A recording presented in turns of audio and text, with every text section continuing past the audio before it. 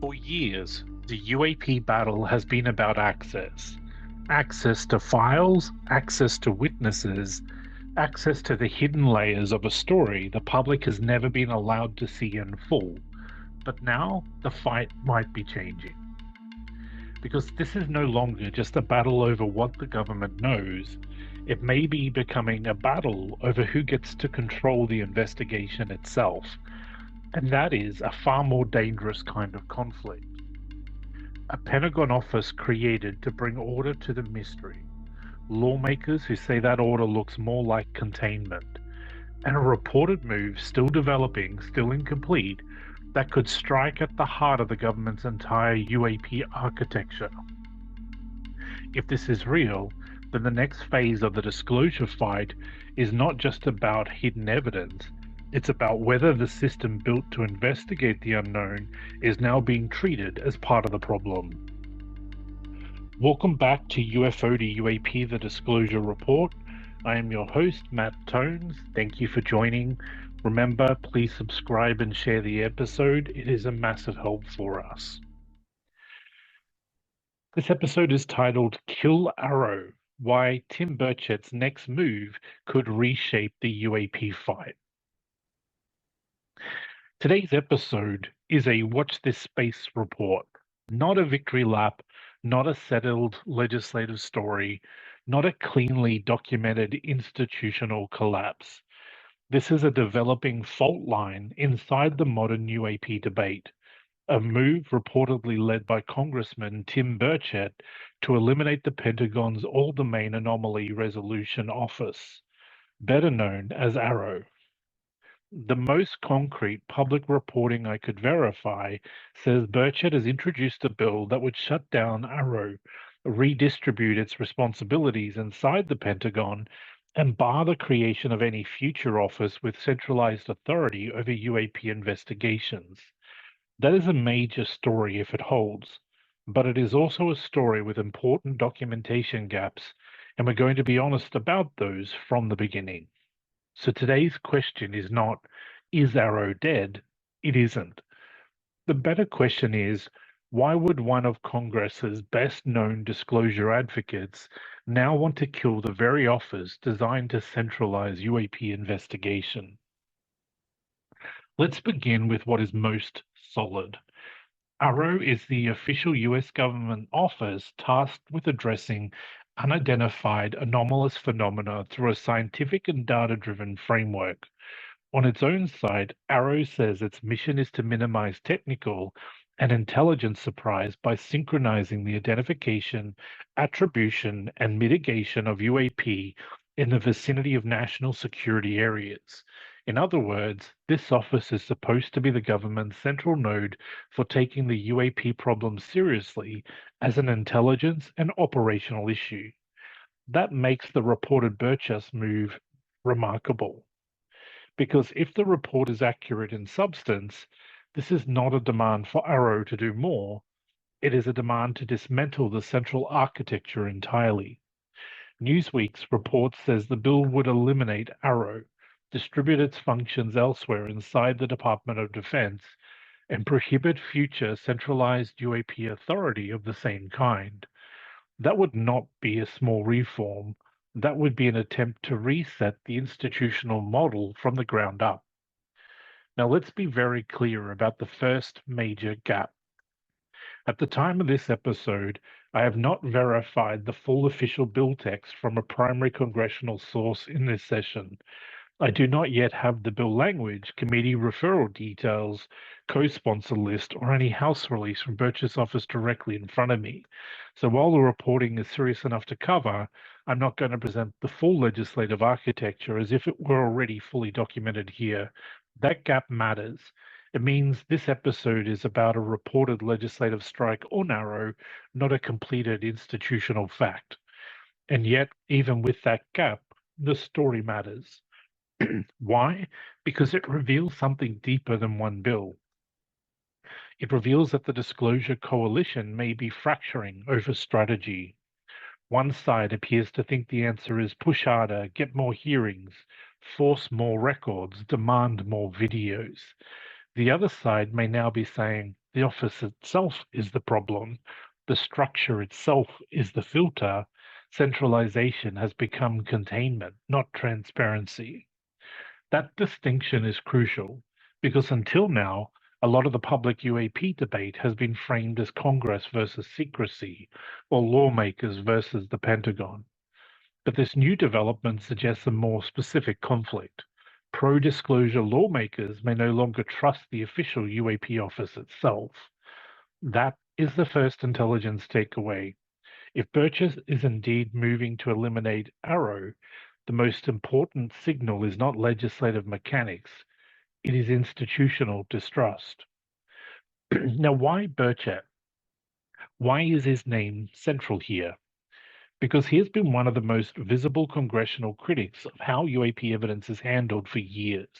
He was part of the 2023 congressional push around UAP oversight, including the period when lawmakers clashed with the Air Force over access tied to the Eglin case.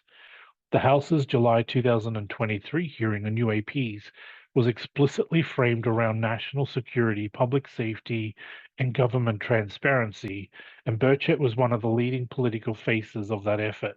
In other words, if a figure like Burchett is now moving from forced disclosure to abolish the office, that evolution is politically meaningful. It also fits a broader mood. In recent months, House oversight voices have been escalating their criticism of government handling of UAP evidence. The Declassification Task Force's September 2025 hearing on UAP transparency and whistleblower protection made clear that some lawmakers believe that the public and Congress are still not seeing the full record.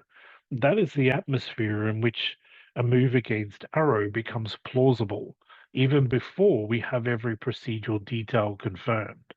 So now we need to ask the obvious question. Why would critics want to kill AARO instead of reforming it? There are a few plausible reasons. The first is the simplest. They may believe AARO has become a bottleneck. AARO publishes some material, case resolutions, imagery, and mission papers, but critics may believe the office is curating too narrowly, resolving too aggressively, or simply failing to surface the deeper archive they think exists. AARO's own site shows a mix of resolved and unresolved imagery and records, but that does not answer the criticism that what the public sees may only be a fraction of what the office holds. The second reason is structural. Some disclosure advocates may believe any centralized office inside the Department of Defense will inevitably prioritize risk management, classification discipline, and reputation control over radical transparency. If that is the view, then AARO is not failing accidentally. It is failing exactly as expected because the office's institutional DNA is defense first, not disclosure first. AARO's own mission language supports the idea that the office sees UAP primarily as a national security and technical surprise problem. The third reason is political theatre, and we should not pretend otherwise. A move to abolish AARO, even if it has a low chance of becoming law, is also a way to dramatize the argument that the current system lacks credibility. It tells supporters we're no longer asking this office nicely. We're questioning whether it deserves to exist at all. That is a potent message, especially in a media environment where institutional conflict drives attention faster than procedural oversight. That gives us the second intelligence takeaway. The reported anti-AARO bill matters even if it never passes, because it reframes the debate from release more to who should control UAP investigation at all. Now let's talk about what this would mean in practice. If AARO were dismantled and its functions redistributed, one possibility is that UAP work would become more fragmented across intelligence, operational, and research channels. In theory, supporters of this move may think that prevents one office from bottling everything up. But fragmentation cuts both ways. It could also make the public record even harder to trace because instead of one imperfect portal, you would have multiple stovepipes with different authorities, classification rules, and incentives. A centralized office can frustrate disclosure, but a decentralized system can bury accountability. That is one of the most important unresolved questions in the whole story. Would killing Arrow produce more transparency or just more confusion? Would it open the archive or scatter it? Would it weaken overclassification or make oversight harder by removing the one office formerly tasked with aggregate awareness? And this is exactly why the story is episode worthy before it is fully settled, because it is not just a bill story, it is a governance story. How should a state investigate something that crosses airspace sensors, domains, commands, and classification levels? One office, multiple offices, civilian-led review, congressional subpoena power, independent scientific panel? The fight over Arrow is really a fight over the future architecture of UAP oversight. Now let's return to the evidence gaps because this is a watch this space episode and the audience deserves precision. Here is what I do not yet know well enough to claim. I do not have the full bill text verified in a primary source here. I do not know the final legislative numbering and referral path with confidence in this session. I do not know whether there are meaningful co-sponsors beyond Burchett. I do not know whether House leadership, the armed services ecosystem, or the administration is treating this as a serious policy or symbolic protest. And I do not yet have a direct statement from Burchett's office in a primary source explaining the rationale in his own words. Those gaps are not minor. They are the difference between a major institutional pivot and a headline-grabbing shot across the bow.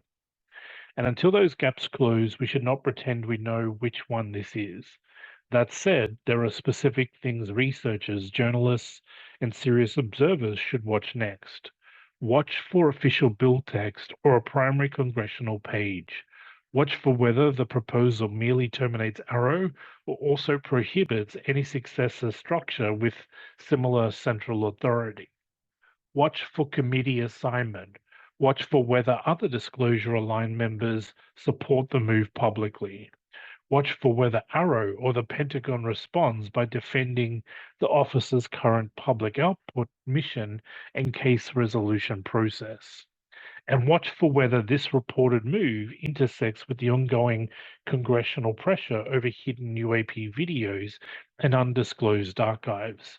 If both storylines intensify at once, then the real pattern is clear. Some lawmakers are no longer just asking for more evidence, they are questioning the entire system that mediates evidence to the public. That gives us our third intelligence takeaway. The anti-AARO story becomes truly significant if it converges with the hidden videos fight. Together, they would suggest not just dissatisfaction with the outcomes, but collapse of trust in the architecture itself. There is also a deeper historical lesson here. Bureaucracies created to manage anomalies often end up being criticized from both directions. Skeptics think they legitimize too much, believers think they reveal too little, agencies think they're doing disciplined triage, lawmakers think they're being stonewalled. Arrow sits directly in that pressure zone. Its website, mission papers, imagery release, records pages, and annual report process show a real institutional effort to centralize and rationalize the UAP problem. But the same visibility also makes it a lightning rod. The more it becomes the face of official UAP management, the easier it becomes to target politically. So the cleanest current assessment is this. There is enough credible reporting to say a serious anti-AARO move is underway or being attempted. There is not yet enough primary source documentation in hand here to treat every legislative detail as verified. The story is real enough to matter, uncertain enough to track carefully, and important enough to frame as a possible turning point in the politics of UAP oversight. And that may be the right closing note for a report like this. Not certainty, not panic, not triumph, just a clear recognition that the UAP fight may be entering a new phase. One where the central office built to manage the mystery is itself becoming the target. If that happens, then the next UAP battle will not just be over what is in the files, it will be over who gets to own the filing cabinet. This has been UFO to UAP, the Disclosure Report. I'm Matt Tones. Thank you for listening. Please subscribe, share our episode, and tell your mum about our podcast.